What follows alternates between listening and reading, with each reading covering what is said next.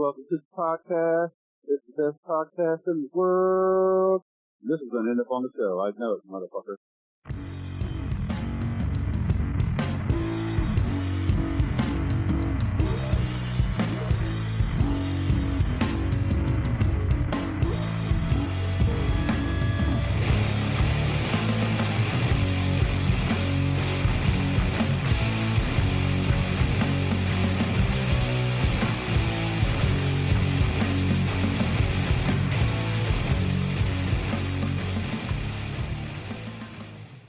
What's up, ladies and gentlemen? Welcome to episode 116 of Epitome of Stupidity, your favorite allegedly metal podcast.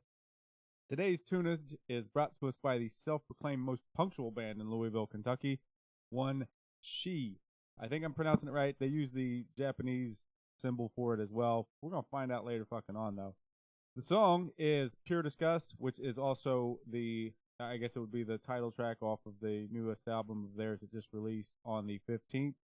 And, surprise, it's fucking good. Man, there's some tasty reps. Anyways, more on them here soon. Until then, how about this? Sonic Temple Art and Music Festival, the pinnacle of rock festivals in America, returns in 2025 with Linkin Park, Korn, 2 nights of Metallica, No Repeat Weekend, plus Bad Omens, Incubus, Alice in Chains, Rob Zombie, 3 Days Grace, Alice Cooper, I Prevail, Jimmy Eat World, Chevelle, Motionless in White, and so many more. May 8th to the 11th at Historic Crew Stadium in Columbus, Ohio. Passes on sale now at SonicTempleFestival.com. Yeah, baby. Some Sonic Temple goodness. Quick anecdote. Last time Metallica were supposed to play Sonic Temple, they were going to do the double headlining thing. It was 2020, and I got my kids tickets for Christmas. I told them that their present was going to be something really heavy, so I got a big empty box. I put a bunch of fucking dumbbells and random tools and shit in it so that it'd be heavy and clanky and stupid. And then I also printed out some of the tickets. So then come Christmas Day, they open this big weird fucking box that they both have to help each other move, and there's the tickets and a bunch of random shit. It's going to be heavy. You get the point. And then, of course, 2020 happened, and what I'm saying is, get somebody some fucking Sonic Temple tickets for Christmas. It'll be fun. And then, barring another fucking pandemic, but let's not even say that out loud. Anyways, get somebody some Sonic Temple tickets for Christmas and tell them Epitome of Stupidity sent you. Nobody will give a shit, but it's fun to say. Anyways, if you're new here, welcome in. I'm Clint. I'll be your host. If you're not new here and you think I sound a little different than usual, you should maybe lower the dosage or maybe increase your mead dosage. Let's do that one. You can do so by going to BrimmingHornMeadery.com and picking out some fine-ass award-winning mead. Then at checkout, use code EPITOMEAD, that's EPITOMEAD, and you'll get a 10% discount. Just like that, your new prescription from Dr. Clint, courtesy of the Brimming Horn dudes, will be on its way. So the outline here says that this is where I tell you about what I've been listening to, of which there's been a lot of some little band called Clutch. Perhaps you've heard of them. There's also been a lot of Left Lane Cruiser, and I made it back to that Thou Umbilical album recently as well. I feel like I've said that a lot this year. It's probably going to come the top 5 albums of the year list, huh? Another fun note, one of those 2 bands should be the next and likely last guest for the year, as long as everything goes according to plan.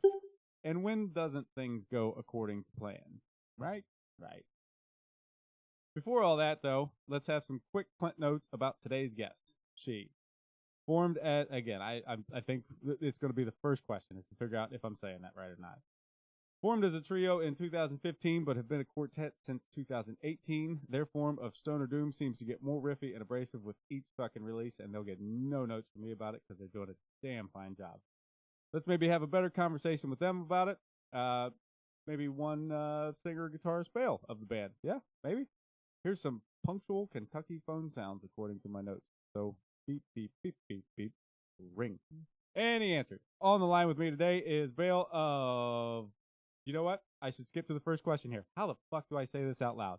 Man, what a good question. That's the key one. Yeah, so it sounds like she, right? Like the word she. I've been nailing it all along. Good, man. We've gotten a lot of different. I mean, the usual one we get is shy. Right. Shy is an easy one. You know, if you see that I, you're like, oh, it's a different word, a long I. Nope, it's she. And it would be I don't know what the right word for it would be, but like sometimes you go into the Metal Archives pages, right? And you're like, is this bullshit? Is this not? But like the people that are on Metal Archives are pretty fucking big nerds, myself included. And so like I'm like, how the fuck did you like find that specific thing? But they specify in there, they're just like, the name is, the Romanized iteration of the Japanese word or kanji for Shi, which means death. And then there's this added blurb from an interaction we had forever ago, and I was like, that's hysterical that made it into this Metal Archives page where it's like in Mandarin Chinese it's also this other thing, and I'm like, I mean, I guess that is true, but that has nothing to do with us. Right. But it was this like long thread forever ago where someone was like, well, actually your name would be pronounced say, and I'm like, well, like it's not though.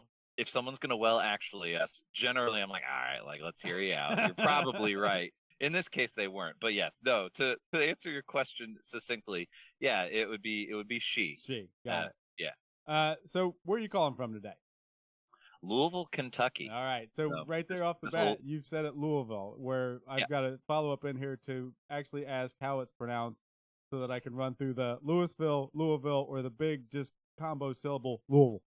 Louisville. Yeah, you kind of pour it out of your mouth. You just kind of dump the whole thing. Just Louisville.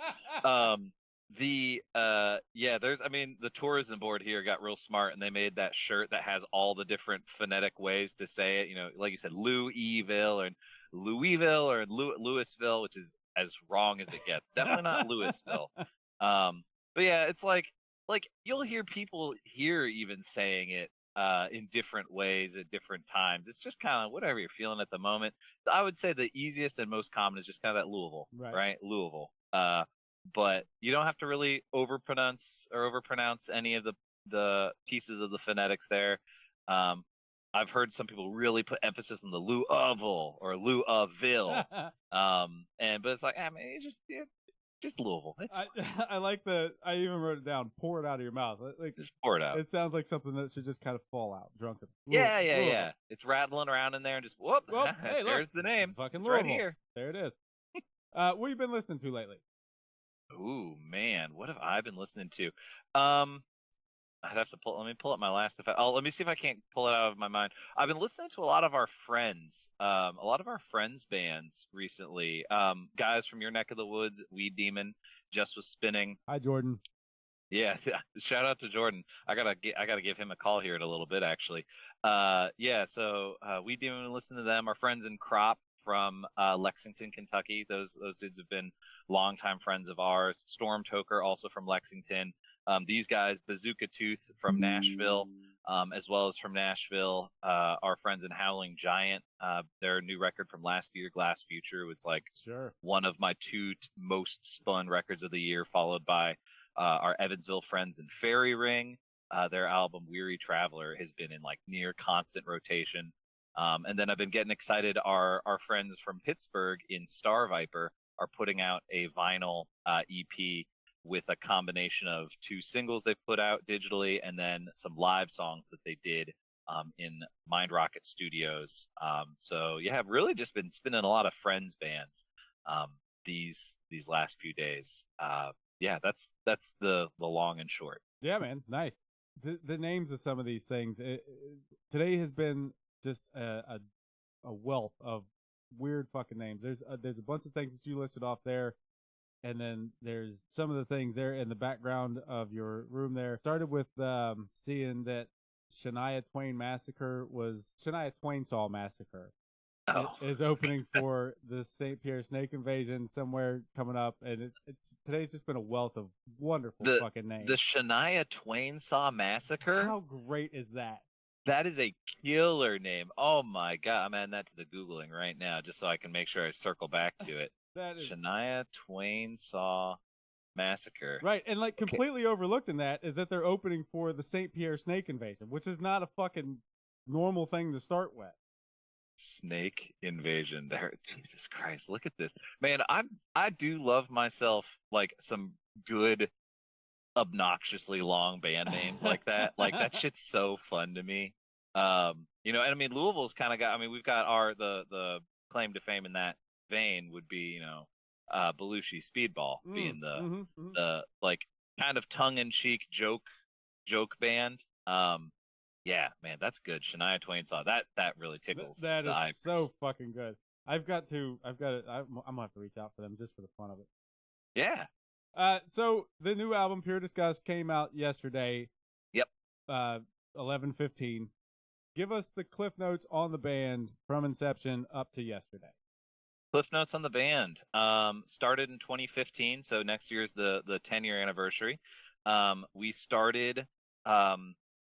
It was just a 3-piece. It was myself, our bass player Zach, and our drummer Tyler. We're very rare in that we've not had any lineup changes, with the exception of adding Jace, our other guitar player. So it's been the same 3-4 dudes really the whole time. We kind of bopped around for, we'll say 5 years, kind of figuring out what we wanted to do and what we wanted to sound like. So from 2015 till 2019 or so, kind of dipped our toes into a few different idioms of doom. So we did kind of the sleep electric wizard worship stuff. We did a lot of wind handy kind of stuff, just kind of feeling out what we wanted to do, a little bit aimless. And all, like, if we were being positive about it, we were like, we didn't feel constricted by genre. We just wrote what we felt. And if we're being critical and business minded about it, we didn't have a direction. And so come 2019, we made a conscious decision that we kind of wanted to focus in closer to the Weed Eater, Bongzilla-esque sound. And so the first album, Depressive Suicidal Stoner Doom, was more focused towards that. I switched from doing a mix of harsh and clean vocals to just doing harsh vocals.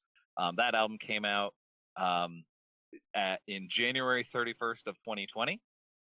And so very shortly thereafter, we didn't get to go tour to support that. And so, yeah, so we basically spent all of COVID, and like we made that calculated decision in the early days where nobody really knew what was going on.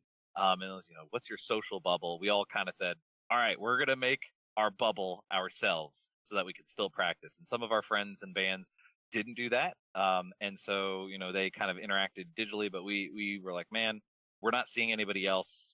We're going to spend this time to write.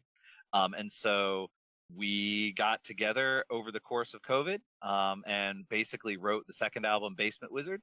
And we came back to live shows in 2021 in June.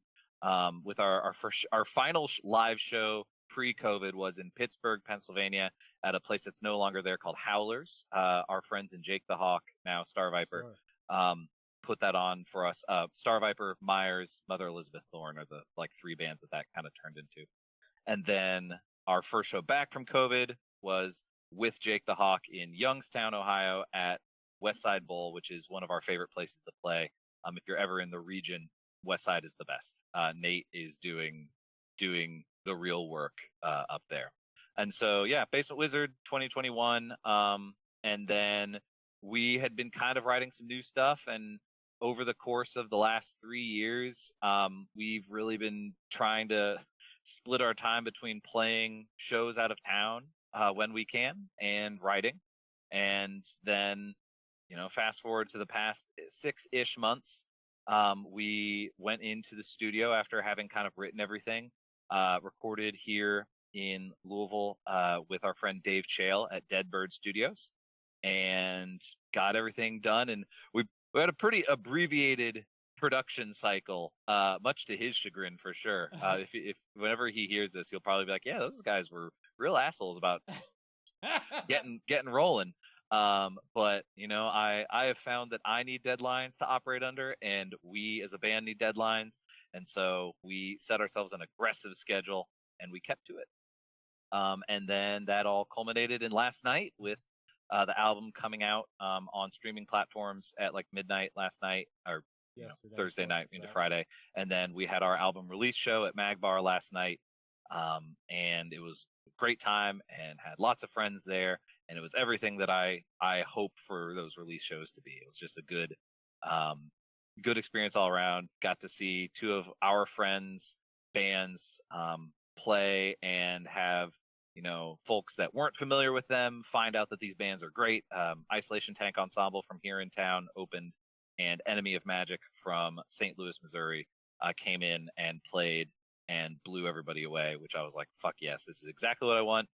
Hopefully they'll be back here sooner as opposed to later, because those guys are great, and it was a good time. And that brings us to today. Done. Boom. That was cracking open my drink now. Yeah, it fucking earned it too. It's weird how before, just because it's stuck in my mind, and I got to kind of say it out loud like a song gets stuck in your head. It's weird how far away 2020 and all that is, and yet how fucking close it all still feels. Man, it does not feel like 4 years ago. Right. It feels like forever ago, but it's like, yeah, that's really not that long ago. It's still such a relevant thing. It still comes up so often. Yep.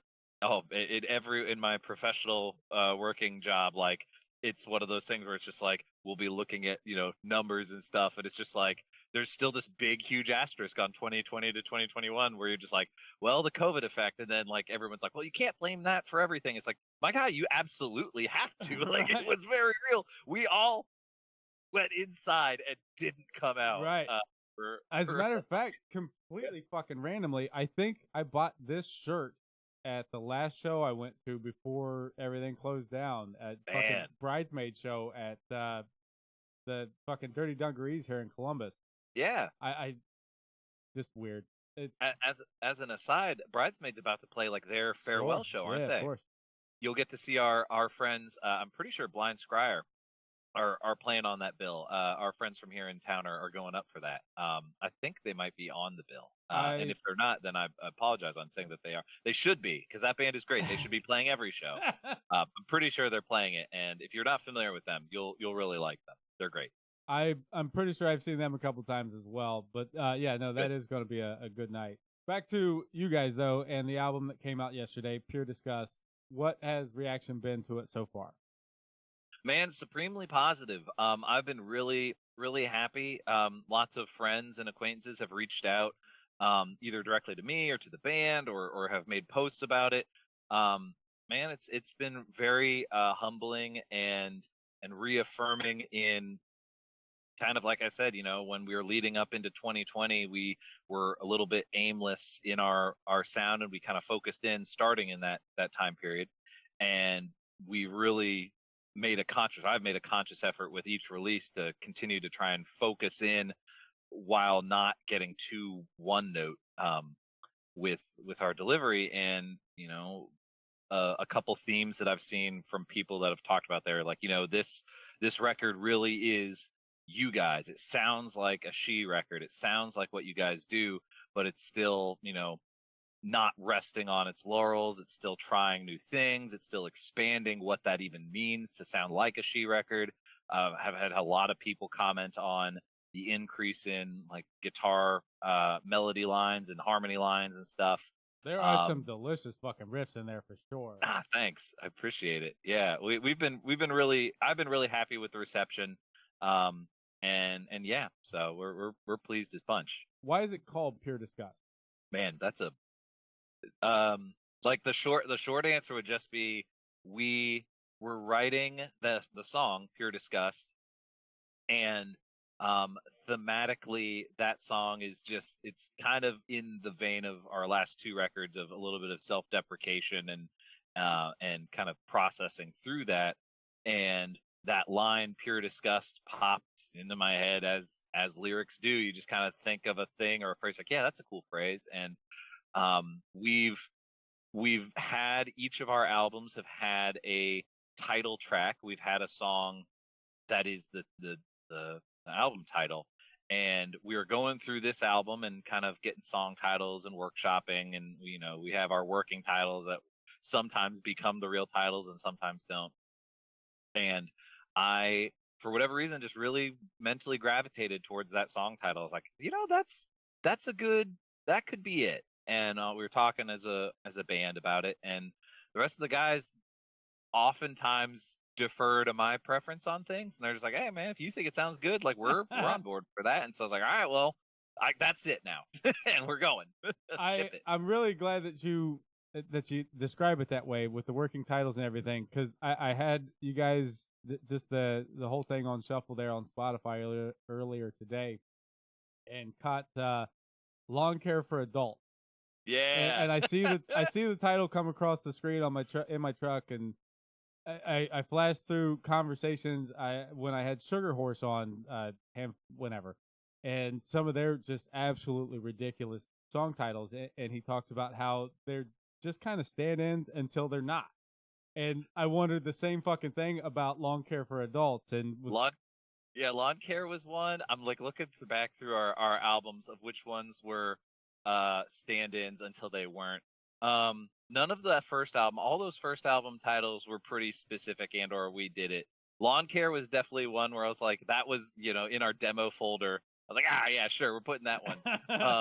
And like that one was named because or like the phrase "lawn care for adults" came about with my drummer giving me shit because I just don't mow my backyard. It's just always overgrown. And he's like, "Man, you're an adult. You need to be taking care of your lawn." And I was just like, "Okay, we should write a manual called "Lawn Care for Adults." Yeah, that one was a working title that stayed. I think "We'll Bang Okay" was a working title until we were like, okay, this song is that. And then I was like, I really like that phrase and like the meme reference. And so we wrote the lyrics around that title. And then off of Pure Disgust, Ratway Warrens was a working title, or just like a placeholder. Excuse me, until it wasn't. And yeah,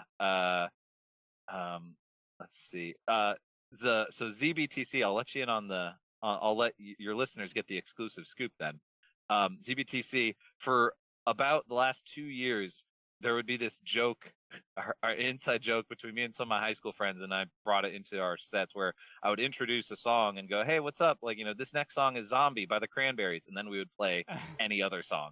And so we were talking about, for this album, having a song called Zombie by the Cranberries, and that's what that song is. This song is in fact called Zombie by the Cranberries, but it took too much space to type that all out, and so I went, and we're good. Which I stole that from our friends in Swamp Hawk, who did that with their song TGOLR, which stands for The Ghost of Logan's Roadhouse. Gotcha.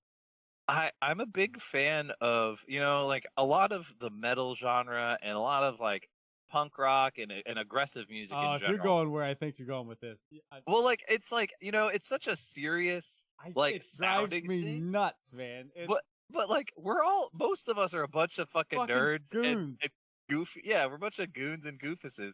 And so like, I love a band that like can do some serious shit, but also can have fun.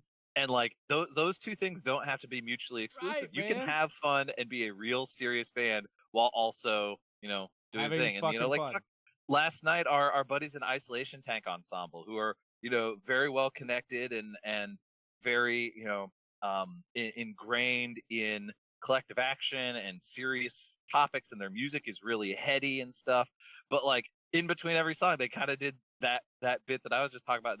Every song was Like a Rock by Bob Seger, and then they'd continue on, and it's just like, that's the shit that I love. I'm like, yeah, we can have fun whilst also kind of suffering together.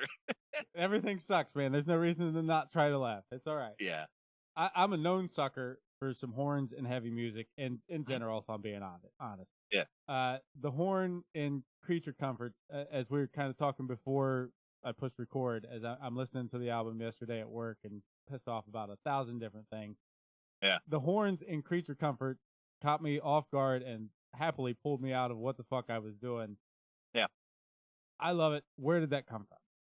Yeah, so one of our friends that I met through another mutual friend. We would hang out and watch pro wrestling circa 2016, 2017 or so. It would have been whenever WrestleMania 30 was, so whatever that year.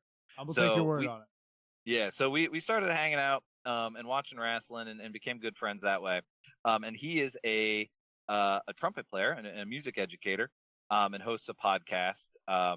And so we were talking when we were getting ready for Basement Wizard, and I was like, man, like, we've got this song, High Praise. I was like, we should have him do a trumpet solo on it. And so we did. It was great.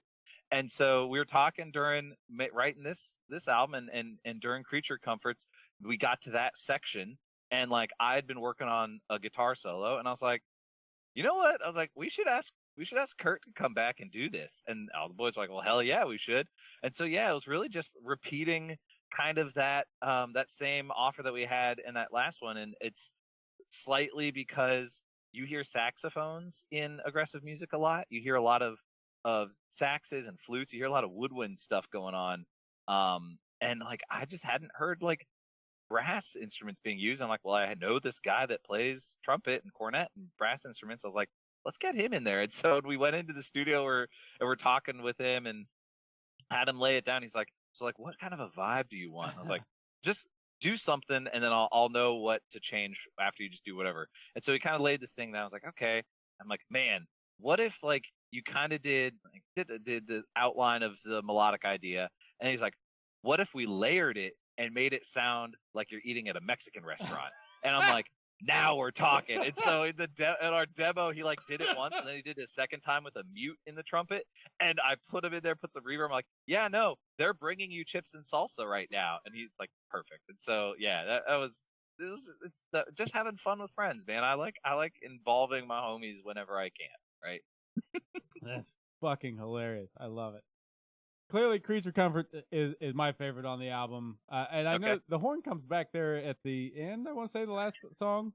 Yeah, so we had him. Whenever I messaged him, I was like, I have two parts on the album that I really want. I was like, this solo, and then I was like, at the end of the album, at Bad Times, it kind of is crescendoing, and building and building. I was like, I would really like that to be really cacophonous. I want as many layers and just shit kind of piling, and everything is falling apart until it coalesces back for the finale.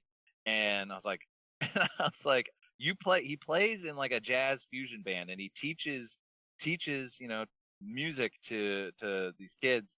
And I was like, dude, I want you to do like two or three things, and I'm gonna layer them in. I was like, one, just make fucking noise, whatever, like weird like horse whinny, like all that shit.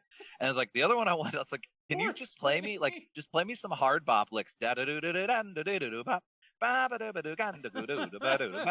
I was like, and he's like, what key? And I'm like, it doesn't matter. And his brain just like broke, and he's like, but like what? And I was like, just fucking play notes. And so like I don't know how he ended up approaching it, but I was like, man, if it helps, like just go home and record yourself playing a horn solo over this tune, and like I'm just gonna take that and drop it in, because it doesn't matter. It's supposed to sound bad. It's supposed to be dissonant and cacophonous, and so that's what you hear at the end. Is you kind of hear him doing like 4 or 5 different layers, panned and affected, and like sitting there in the studio with Dave, who engineered it, and like I told him, I was like, all right, now just as a reminder, this is gonna sound bad, and that's okay. He's like, okay. And so we start doing it, and he's like playing the thing, and he's like, the playing sounds great, and then he starts layering it on there. He's like, oh yeah, that sounds terrible. Like, good. Then we're on the right track. But yeah, so it was really fun again to get him to do not only a solo like proper, but then also to kind of throw in some of his other stuff in there. Anybody who drops into this podcast and then goes backwards is going to hear elongated horns conversations in both episodes in completely different manners. And it's I fucking love it. My actual question there was, Creature Comfort, my favorite. I love the song. Yeah. Previous to the horns, it's a lot of fun. What's your favorite song on the album?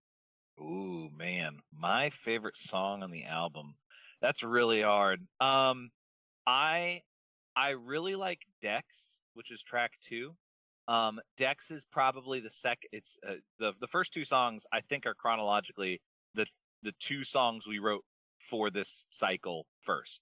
We've been playing Bastard for a long while, and then we started playing Dex shortly thereafter. Dex, I really like. I think that it is like the closest to our friends in Fairy Ring. Like it's kind of got a little bit of their vibe going on, but it's got groove, which I really like. And then like the guitar harmonies going on at the back half of it, as well as just the story behind it. Our good buddy Riff Zealot, his kid Dex Zealot, who wrote the first review of the album. Dex asked us to write a song about dinosaurs that are on a rocket ship flying through the Kuiper Belt. And I was like, well, you asked for it, so we're going to do it. Like, if at the time he was 7 or 8, I was like, if an 8-year-old says, I want you to write a song about dinosaurs, like, you fucking write a song about dinosaurs. And so that's near and dear to my heart.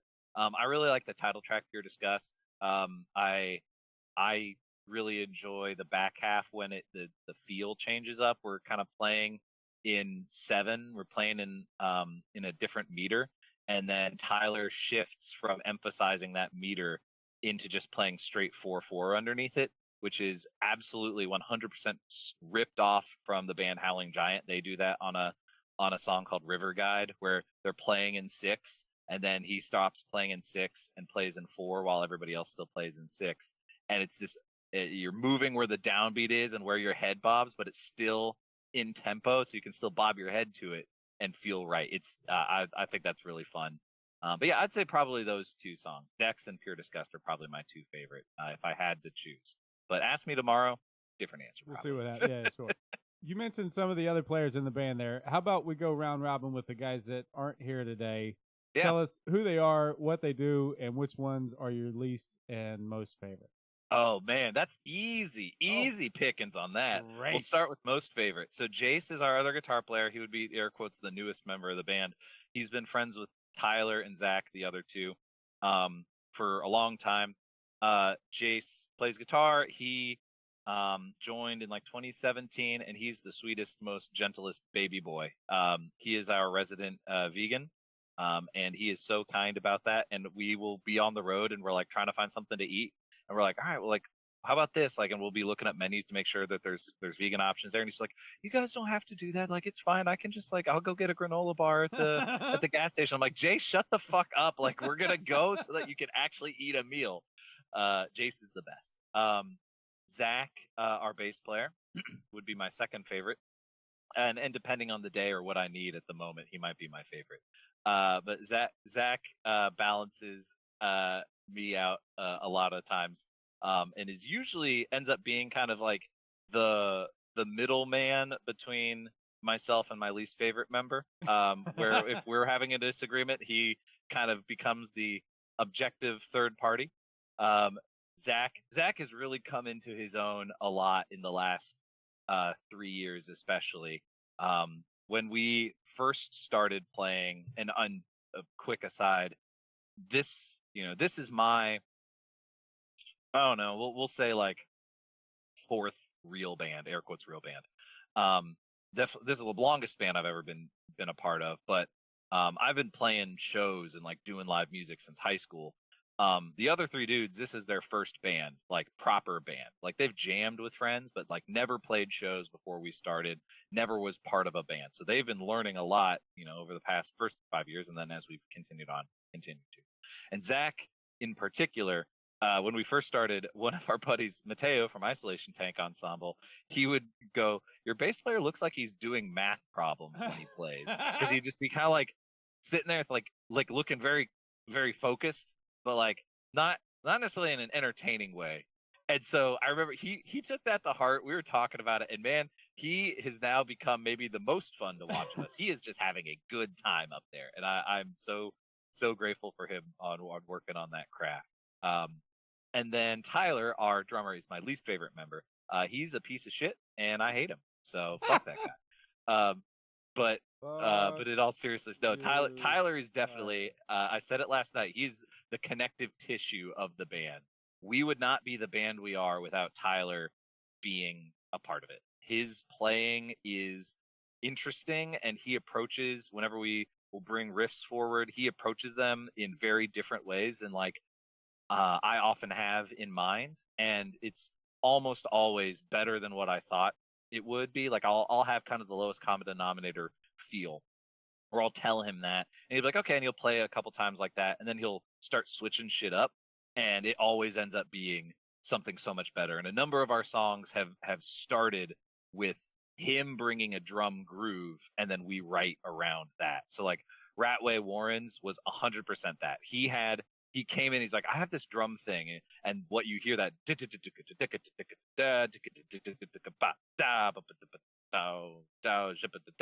all that shit was him. And like we wrote the song around that. Bad Times, that opening shuffle, that started with him. Like he came in, he's like, I've got this shuffle, and he played it.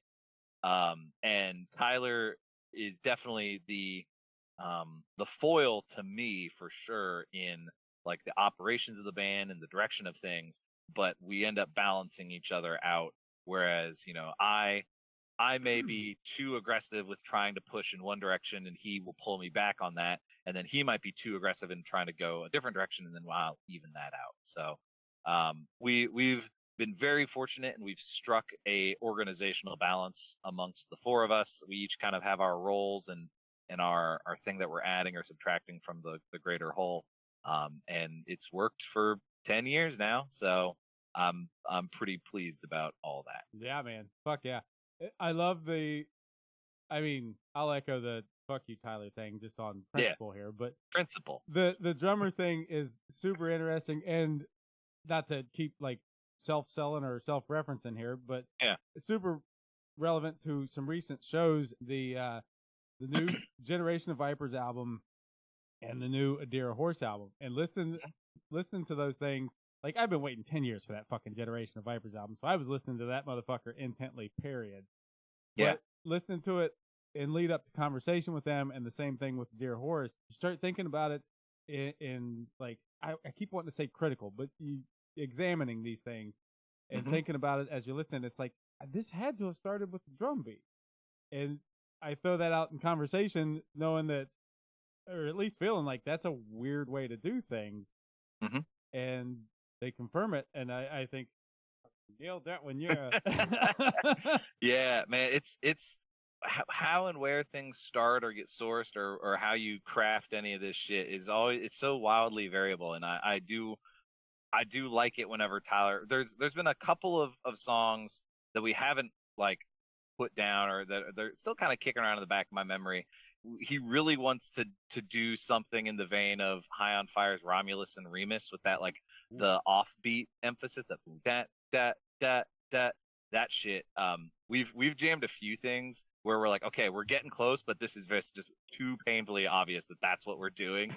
But maybe on album 4, or if we do an EP in between, we'll get that song in. But like, he's got a bunch of stuff that he's like thrown forward, as well as, I mean, he just started with it like about a year ago. We've done a side project called Atrophic, which is like atmospheric but claustrophobic death metal, in the vein of like Ulcerate, and that is his project. He's writing basically all of it, and it's so cool to see him approaching that genre so differently from most of our peers, at least in Louisville. But also, again, just like it's this bone that, if you'd asked me 10 years ago, oh yeah, can your drummer write music, I would have been like, no, probably not. And man, he's really come into his own, and grown, and he approaches things so differently than I do. So it's cool to have that foil in the fold. Yeah, he's clearly doing pretty all right. So the High on Fire, I saw them recently. Yeah. And then to tie it all together, I know that you guys opened up for them here recently. How the fuck was that? Dude, again, just like a super humbling experience, and and affirming that we're doing something that is resonating with at least some subset of people. And it really is a nice feeling of like, we've been, again, doing this for almost 10 years now. And like, we've had the internal conversation a few times throughout the years, kind of just checking in on like, all right, what's the next step? What's the next like benchmark? And we have kind of all agreed that we're about at the ceiling of where we not necessarily like want to get to, but like we're okay with getting to. We all have, full-time work jobs, and none of us has any illusions about this becoming like this isn't how we're going to pay our bills, and we're all cool with that. This is our passion project that we spend our time and energy and put into, and so we kind of landed on, or at least I kind of landed on directionally, the goals are to be able to go play like little weekend runs and do some smaller tours, nothing like huge, but like, at most maybe like a week. Like doing a week tour would be a really cool experience for us, I think. That's like thing one. And then thing two is basically being like, man, whenever there's really cool shows happening in town, we want to be a band that a booker can go, they are who I want to have open it because I know that they will deliver. And so we got the email for that show, and I'm like, well, fuck, there it is. Like, what better of a like feather in that cap, and to feel like, okay, we can put a check mark next to that goal of being a band that gets asked to play cool shows. Because yeah, fucking opening for High on Fire and Weed Eater was on our date, and it's like, shit, that's literally two bands. One band that we've explicitly ripped off. Like, we rip off Weed Eater so hard, and like I'll own that. Like, and we've said that for a long time. And so it's like, yeah, like listening to Jason the Dragon was one of the things that made me go, yeah, that's the direction we want to go in.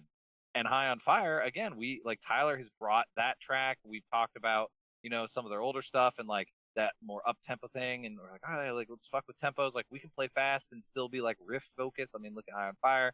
And so to get to play that show was just so rad. And you know, forever grateful.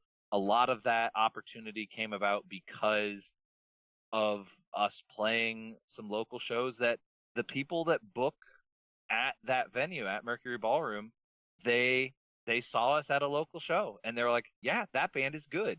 And whenever that opportunity came and they were like, oh, you know, Live Nation said we can put a local on this show. We just saw this band that was good. We should ask them. And so that was really, again, reaffirming and humbling and just such an honor to be a part of that show. I don't know if this would be interesting or not to have like a panel, for lack of a less fucking formal way of saying it, of dudes like yourself to talk about how these local things work, because I don't think a lot of people really understand that, and how scummy some of it is, how cool some of it is. You know, it's a dangerous endeavor for sure. If only because it's like, man, different scenes operate differently, and you know, there's some level of objectivity there, but man, there's so much subjective stuff, and like, frankly, there's shit where it's like, man, there's ways, I think, at least personally, there's ways to conduct yourself that are business minded, that aren't sacrificing the ethos of community and the ethos of what I think local music should be, which is supportive and helpful and all that. And you know, some people don't take criticism well, or take constructive criticism well, and other people thrive off of it.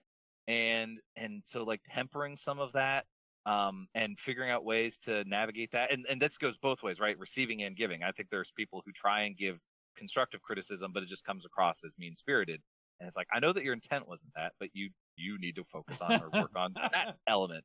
And so, yeah, man, you're definitely correct in that. I think more resources that are candid discussions about the experience of, hey, you are a local or regional act.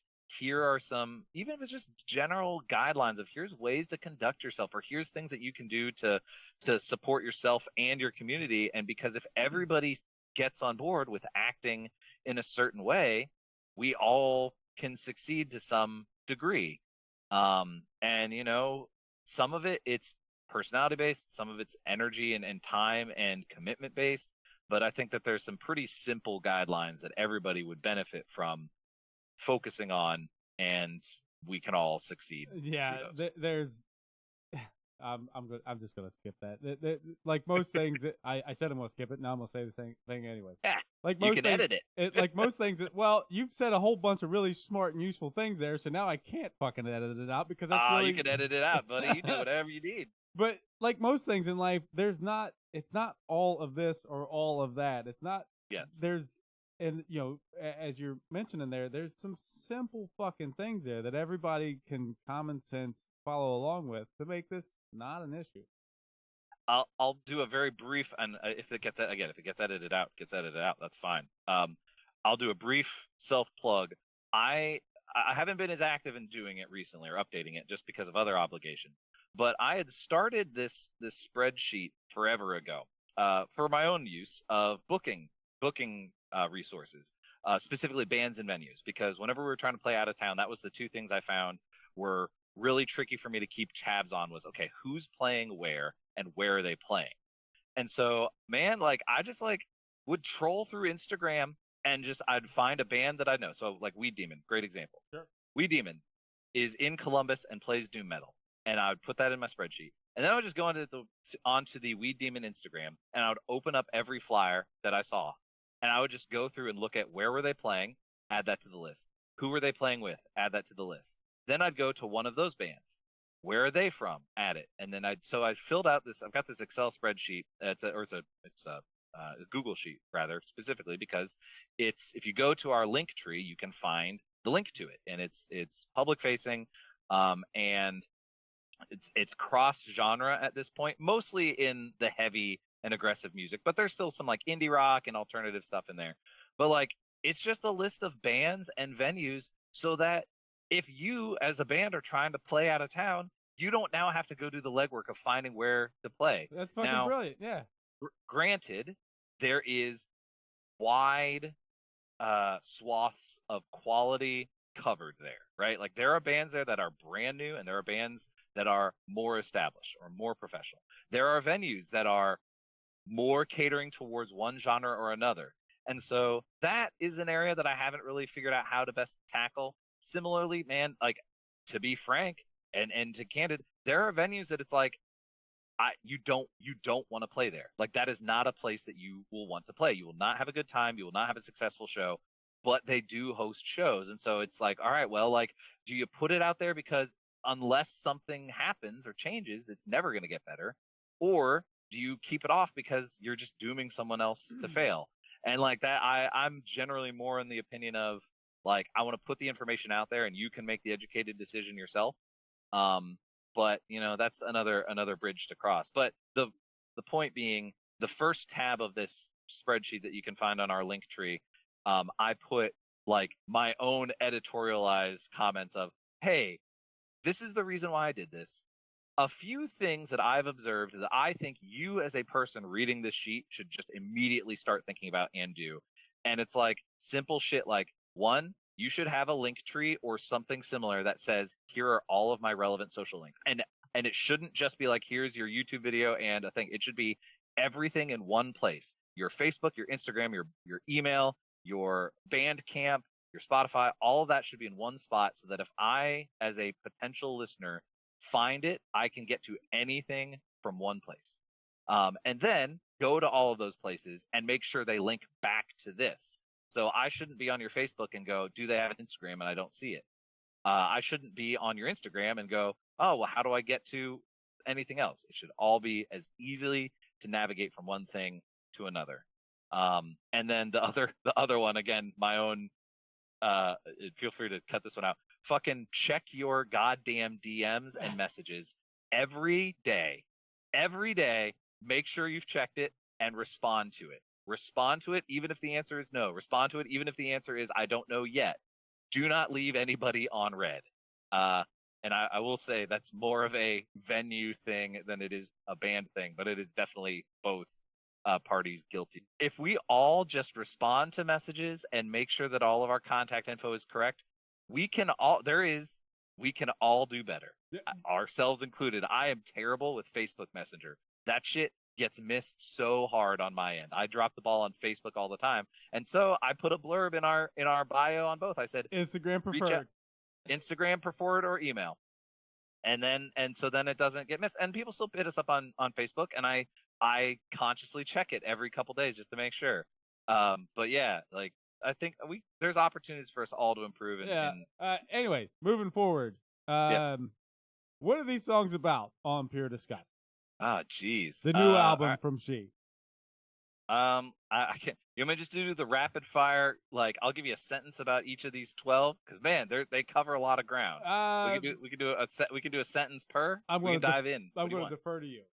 All right, let me do I'll do a sentence per, and then if you want to circle back on it. Bastard would be about the frustrations that I have with watching my parents fall down the Fox News rabbit hole.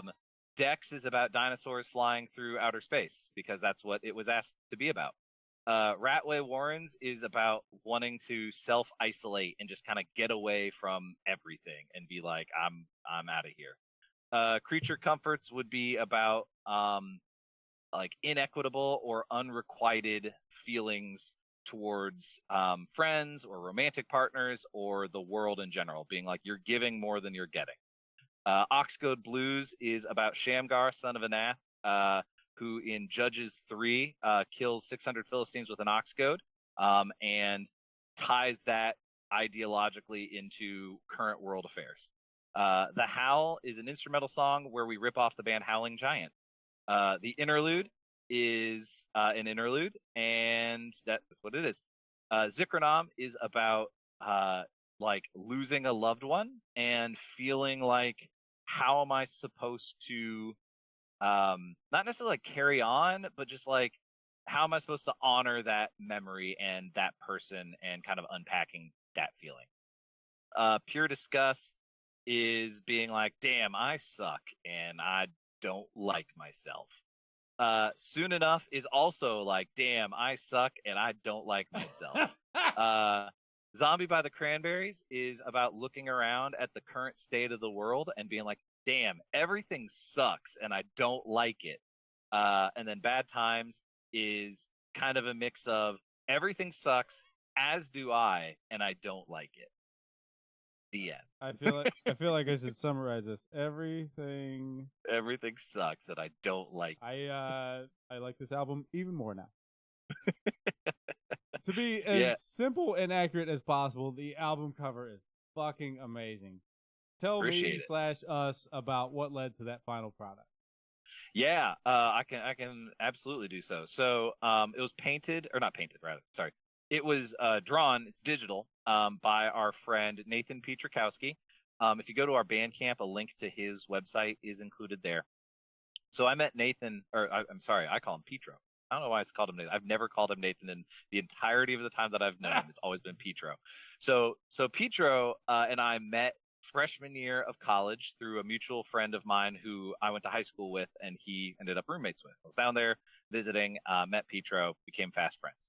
And so fast forward to our like inception in 2015, and we needed a shirt. And so I knew that Pietro was an art major and was doing printmaking professionally. And so I hit him up and said, hey man, can you do a shirt design for us? He said, sure. And so that design became our first shirt. And it was great. We ended up reprinting it as a hoodie a few years ago. Awesome.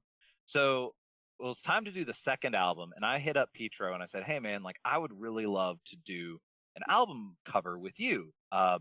Is that in the cards? Because I know that you are a working professional artist and you have other shit going on. He's also teaching, and it wasn't in the cards. It just, the scheduling wasn't going to work out. And I was like, well, like I'm putting this bug in your ear that I want to do this with you in the future. Cool. Fast forward to January-ish of this year, and I hit him up. I was like, hey, man, we're probably going to be working on this album over the summer for a fall release. Do you think you have the bandwidth to get that in by, like, October? And he's like, dude, he goes, yeah, actually, I should. He's like, you're hitting me up early enough, and I've got enough gaps in my workload. Let's make it happen. And so it came time to start talking about what to actually do, and I said, I go, Pietro, the reason I want you to do the art is because I like your art. You have a great style and you're really talented. And I was like, I don't want to really give you too much direction other than it needs to include a boar, because that's been kind of a running theme of all three albums is the boar creature or something. And that's it. As long as there's a boar involved and if you can work the kanji in somewhere. And he goes, sure. And so he pinged me back a few weeks later. He's like, I've been thinking about it. He goes, are you familiar with this art series by this guy Pantagruel? And he's got these creatures that he did as prints back in the Middle Ages or some shit. And I was like, funny enough, I was like, I shouldn't be familiar, but I am, because I just used his shit for a flyer. And he's like, awesome. He's like, so if you're familiar, like I'm thinking doing the boar in that style. I was like, absolutely. Those are really cool. They're very stylized. They're kind of unsettling. Go for it. And so he hit us back with what you kind of see as the final product without the color and without some of the detail work.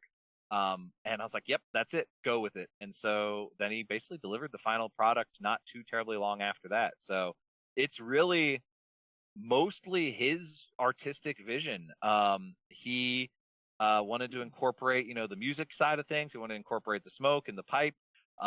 We were talking about, he's like, I think it'd be cool to have some little creatures around him to kind of fill in some of the empty space. I was like, absolutely, that sounds great. And so, yeah, it's really just all like Petro's mind. We just kind of gave him those high level ideas and he ran with it. So again, can't praise Petro enough. If you go to our Bandcamp, his link to his website is there, and you should check out all of his work. It's all fantastic. Can fucking confirm. It is great. Speaking of looking at things artistically, I don't know. I'm just trying to make a bridge into saying, give me some version of the writing process. Yeah. So generally speaking, and we kind of touched on it a little bit, like if Tyler doesn't come in with a drum groove that we then write to, usually, man, it's a lot of just fucking feeling it out. A lot of this album was us just kind of in the room with me throwing a riff idea out, and we'd be like, okay, that's a cool riff. Now, what riff comes after it? Or that feels like a chorus. What should be the verse? Or, just kind of hashing out riff ideas, putting them down in a voice note, and then coming and like listening to them, and then coming back with like, okay, here's how it should be arranged, or here's this other thing. Generally speaking, our process is pretty straightforward. It's very like songwriter-y, where it's like, okay, verse, chorus, bridge, or like, start with that and then mess with it a bit, or like, okay, what if you do the verse, but you've changed what one member is playing? Instead of playing along, now they're doing a harmony. Or what if we add in this little noodly bit? Or okay, a solo goes here. Man, it's honestly, I wish it was a more interesting and unique writing process, but it ultimately just ends up being jamming on riffs until they sound right, and then finding another riff that sounds right and figuring out which riffs go with which riffs, and then kind of going from there. I will say we definitely focus more on, like, I don't want to say like songwriting because that sounds pretentious, but like I think one area of our genre that I think is an opportunity, and that hasn't resonated for me, is like the extended jam of a single riff. Like, I love Dope Smoker by Sleep. I could never write Dope Smoker because I would get bored myself. And like, I really like Windhand. When I've tried to write Windhand songs, they end up as 4-minute songs, not 6 to 7 minute songs. Right. I have a hard time playing the same riff multiple times outside of the bounds of just kind of like a song. And so we started leaning into that more and more, starting with the first album, and especially on these ones. I mean, these are 3 to 4 minute songs almost entirely, and I like that because I don't have the patience to sit and hang on a riff when I'm playing it, and if I don't have the patience to sit and hang with it while I'm playing it, I know other people are fine with that, listening to it, but I definitely don't want to listen to it. So that's yeah. Again, self-referential type things on my end. Yeah. And by all means, anybody hearing this, go back and listen to these other episodes. If you haven't heard the new Generation of Vipers album and you like fucking Shi, you goddamn should. If you haven't heard the Dear Horse episode or the album, you damn fucking well should. And Dear Horse, the drummer, we got talking about something, and he said, you're fighting in 2024, you're fighting for people's attention 15 seconds at a time.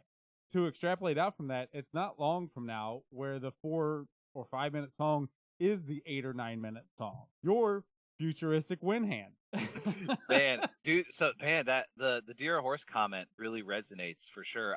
A YouTuber that I really like watching, Todd in the Shadows. I've always enjoyed his output, and he does reviews and like singular pop song reviews, and I usually watch his like year-end lists.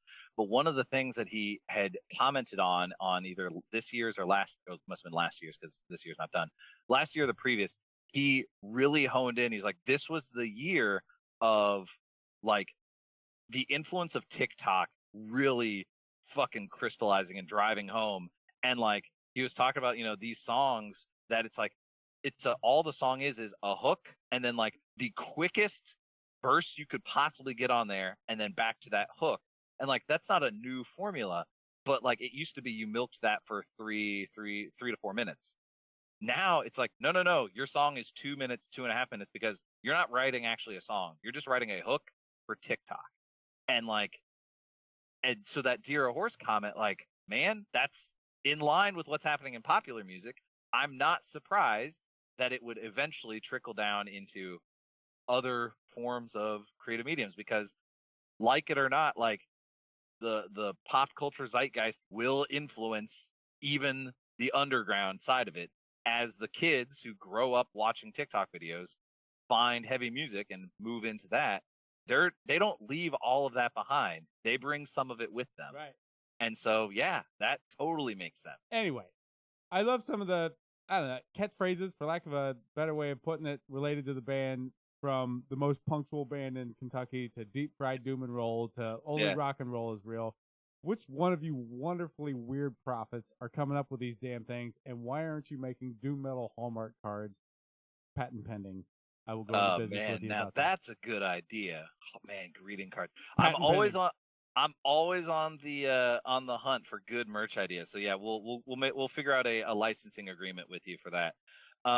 Most of those are either me coming up with it, just thinking about it, or like bullshitting in our thread, or I see something and I'm like, how can I steal this? Because that's how you operate, right? Yeah, like the Only Rock and Roll is Real. I'm pretty sure that was a fairy ring thing, and they might have said Only Electric Guitar is Real first, but like that really resonated with me, so I started using that in honor of them for sure. Yeah, the Deep Fried Doom and Roll is a more recent switch up. Admittedly, like, the first album, Depressive Suicidal Stoner Doom, we were using that as our kind of genre thing for a while, right? Because like if you say you're a stoner doom band, that's fine. Like that's what it is. But like we wanted something to differentiate it from everything else, and we wanted to be explicit about what we were air quotes about. And so we were like, well, all these songs are about getting high and killing yourself, so we're Depressive Suicidal Stoner Doom, right? And so we were doing that, and we did that for the last 3 years, give or take. And like I was talking with somebody about it, and I was like, man, like while I'm I'm not ashamed, air quotes, of that. I was like, that's not entirely what we're going for now. And like, there's definitely again, we have a glass ceiling that we know where we're at, and we're cool with that. But we want to maximize our ability to get to that ceiling. And I was like, I think it's probably more marketable in some way to not be Depressive Suicidal Stoner Doom. We don't have to not be singing songs about that, but like we can be more tactful with how we approach it. Sure. And so the Deep Fried Doom and Roll was just a thing where I was like, I want something that reflects that we're moving more and really leaning more into our classic rock influence and like the rock and roll thing. So I was like, it needs to have something within roll. And like, I was like, well, fuck, we're from Kentucky, like deep fried, like country fried chicken, all that shit. It's like, all right, Deep Fried Doom and Roll. I was like, that sounds gross, and it's got a little bit of that like kind of griminess to it. But like, when I hear that, I kind of have an idea of what I'm expecting, and it is us. And so I was comfortable with changing shit up in that way. And so we got some koozies that got printed with it, and they were moving pretty well. I was like, all right, I think we're gonna lean in on this. I need to be one of those koozies. Yeah, well, we're working on getting back up. We've got some spring. They're not announced yet. We're coming back up to Columbus in February. It's not announced yet. Super secret. Super secret. Nobody heard that. Yeah, nobody heard that. But we're coming up that way. In February is the current plan. Barring the sweet release of death, I can't see how I won't be here. Exactly, man. Same here. Yeah. But yeah, no. Most of our merch ideas and most of any of our like other shit is usually a combination of us bullshitting amongst ourselves, or me having a bad idea, sending it to the group, and them either going, that's a bad idea, go ahead and do it, or vetoing it. Usually they're pretty good about letting me do what I want, even when it's not necessarily a good idea. We made some shirts that are a little bit closer to like, I saw like these hardcore bands making a style of shirt with like a live picture as the screen printed image. And so like I made one of those, and I thought it looked really cool. The boys didn't really like it, and we moved them. They sold, but like they didn't move as quickly. They weren't as hot of an item as some of our other stuff. And so that one. The one I got vetoed recently was I was like, we fucking love Waffle House. We should do a Waffle House ripoff logo. And they're like, yeah, let's do it. And so I was doing that, and then I was like, well, obviously, the hash brown or the sausage, egg, and hash brown bowl is the menu item that I always get. So we just need a shitty JPEG of that on the shirt, right? And I put it on there, and it's so unappealing. And they're just like, yeah, no, we can't actually do that. Fuck. So I got to figure out how to work our love of Waffle House into the merch still, but that'll come eventually. If there was one thing you could change about the band, what would it be? Ooh, one thing we could change. There's part of me that really wishes we had like a keyboardist, like some fucking like Deep Purple rock and roll organ going on. But I don't want it all the time, and that's the struggle I've always had. Is I'm like, one, like there's songs I'm like, this would be really cool to incorporate. And so like getting you want to be Ozzy keeping the keyboardist under the fucking stage and out of sight. Yeah, we might do that, or either me or because I can play good enough, or getting Jace is actually a really good keyboardist. That would be that would be something that could be a cool opportunity for us. Anything else? What else could I change about the band? I wish we owned a van, like a 15-passenger van. That's what I would change. Right now, I just got a minivan, and so we're able to do our gear hauls a little more efficiently. I need to slap a trailer hitch on it, and then we'll be ready to do things more real. But yeah, I just wish we had a van, like a 12-passenger van. That's all we need. That's what I'd change. Sure, that makes some form of sense.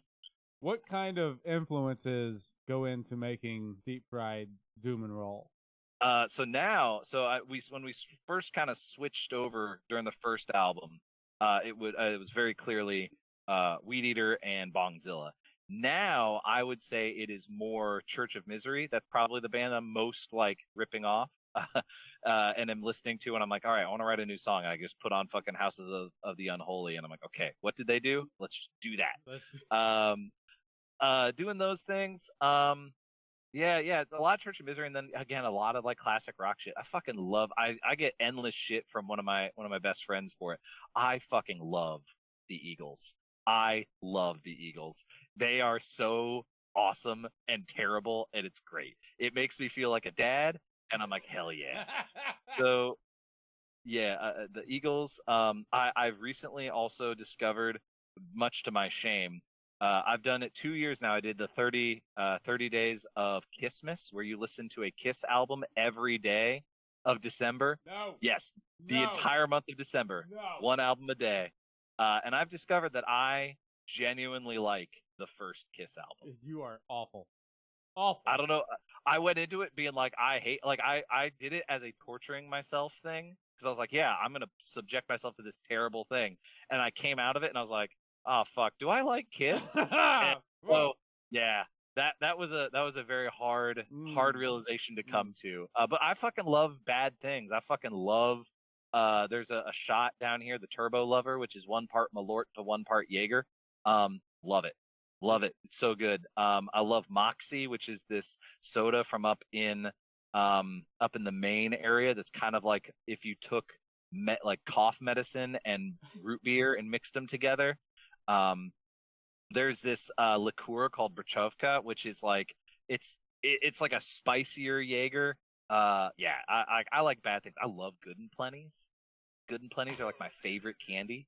And Necco wafers. I'm basically a 62-year-old man. No, you have took self-deprecation to a physical and selfish level that is unparalleled. How can I most hurt myself? Yeah, but yeah. So yeah. The influences of the band are definitely all of those things. When you listen to us, you're basically listening to audio Good and Plenties. That is the dumbest sentence I've heard this fucking month, and I've heard a lot of dumb sentences this month. Yeah, haven't we all? It's fucking. Leave that. I'll update our bio. I'll put that in the EPK next. Like, we are the audio equivalent of Good and Plenties. That is so good, man. This has been a super fucking fun conversation, Bael. I've got so many other things I want to go through.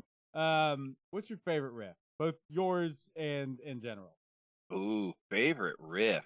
In general, man, I keep hyping our homies, but man, the riff from Fairy Ring's Lover, do do do do do do do do do do do do do do, that fucking riff kills me. Oh my god, I love it so much.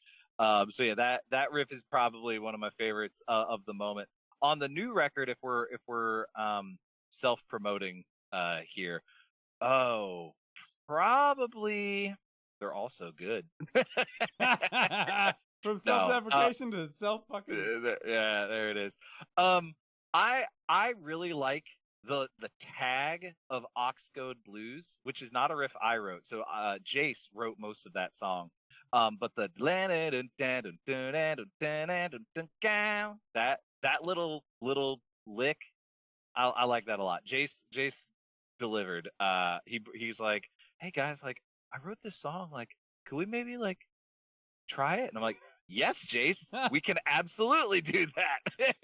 So he thought of that. Yeah, I really like that little tag on Oxcode Blues a lot. I think after, kind of in relation to things we've talked about with taglines for you guys, after this show, between you with drum beats and riffs and everything, I'm going to change the tagline for the podcast to Home of Mouth Riffs. Mouth riffs. Yeah, man.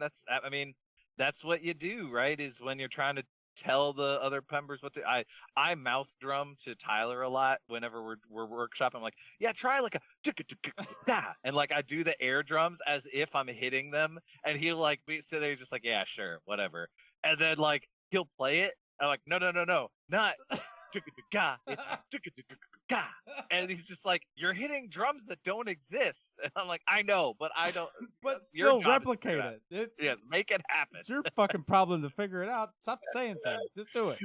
Yeah. When someone at work or family or whatever finds out that you're in a band, how do you describe the band to them?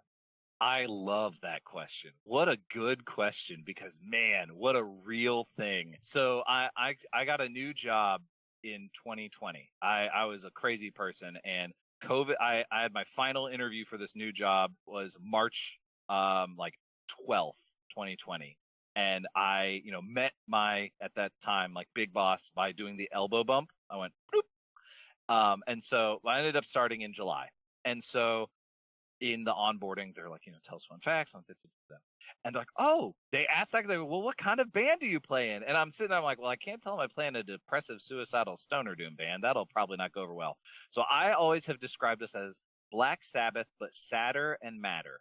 And usually people get it and they don't ask any follow-up questions. They're like, all right, cool. I can think of Black Sabbath and I can think of them sadder and madder. And then they go about their day.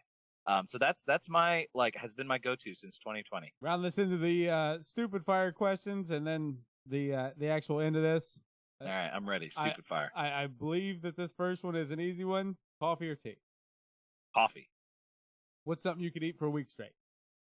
Pizza. Beatles or Stones? Beatles. If you had to compare your music to an animal, what would it be? Warthog. Oh yeah, I guess that makes sense there with the boar, the warthog, everything. Yeah. If you could ask one animal one question, what's the animal? What's the question? I'd ask a warthog, what's it like just, existing? What's it like being all warty and wallowing in the mud? All warty and wallowing. Yeah. Candy corn, yay or nay? Nay. Beer or liquor? Beer. I'm going to try to catch you with a fastball here. What's the capital of New York? It's not New York City. It's like Rochester? Albany. You had a lame superpower. What would it be? Oh, if you had a lame superpower. A mundane superpower. Yeah, a mundane. I would love the superpower of being able to turn water into other liquids. Okay, sure. I can go with that. Scale of 1 to 10, how good are you at keeping secrets? Terrible. So not 0, but I'd say 3 or 4. I love the sauce. I love the goss. I love the juice. Give me the tea. I love that shit. But then I'm like, let me go to my closest friends and wife and be like, hey, did you hear about this thing? And it's like, I'm not doing it to random people, but I'm definitely doing it to like my closest homies and my wife. Because like it's just how it goes, right? It's like, Sure. what are you gonna do? But yes. So just based on that, I'm pretty bad. Okay? What's your favorite cleaned up swear word or phrase? And for me, the example is shut the front door. Shut the front door. But yeah, so what's your favorite good place swear then? Right? That's the That's the thing. Yeah, shut the front door is pretty good. I'm a big shirt and Frank. What the Frank's going on here? Big fan of those, and you know, shirt is the easy one. Yeah, shut the front door is pretty good. Yeah, I'd say like what the Frank. Big fan of those. What's your go-to karaoke song?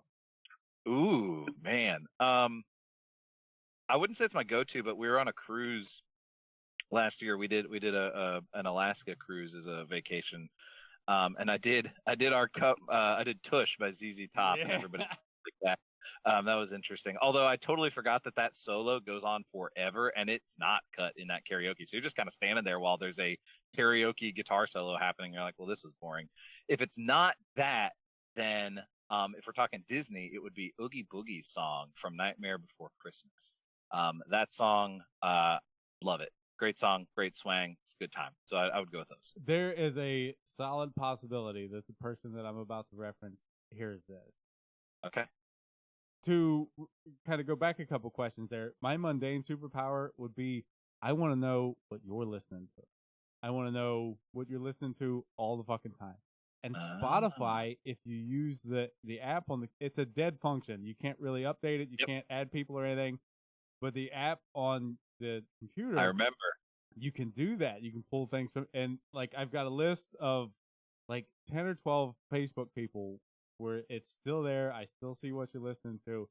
Yep. And there's somebody on there that listens to that Nightmare Before Christmas thing a fucking lot from a band that's been referenced today.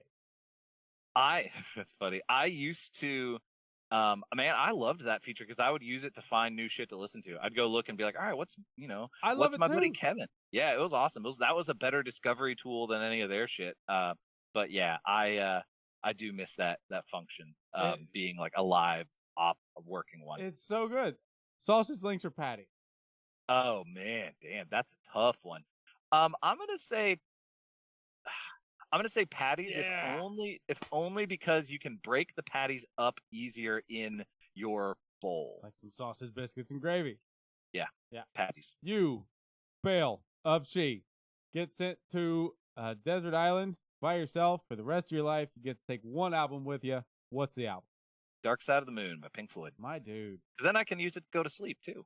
Probably going to be hard to sleep on that island. At this point, I'd like to say thanks to Bael talking with me today. Thanks. This has been a lot of fucking fun. The new album, Pure Disgust by Shi. There's the SHI, and then there's the Japanese symbol as well when you're looking for them. Pure Disgust is out now. You should absolutely listen to that motherfucker at max volume immediately. All of their links will be in the show description, as well as the podcast links, Brimming Horn links, Sonic Temple links, all the fun stuff. That's a lot of links. Don't hurt yourself. Give everyone a follow, all that fun stuff. Speaking of fun stuff, hit the old subscribe button for wherever it is that you're listening to this damn thing from. And if you have the opportunity to, wherever that is, give a review or stars or whatever it would be. Please and thanks. That's enough for me. I'm going to kick it back over to Bael, who's going to tell us about Pure Disgust and then intro it for us. Yeah, man. Pure Disgust, the new album, just dropped yesterday on November 15th. Recorded with Dave Chael here in Louisville, Kentucky, and mixed by him as well, and then mastered by our friend Jason Groves at the Sneak Attack recording studio in Lexington, Kentucky. 12 tracks, newest stuff. I think it's our best stuff to date. Seems like a lot of people would agree with that sentiment. Hopefully you enjoy it. And yeah, you're about to hear, if I'm to understand correctly, you're going to hear the title track, Pure Disgust. Enjoy it.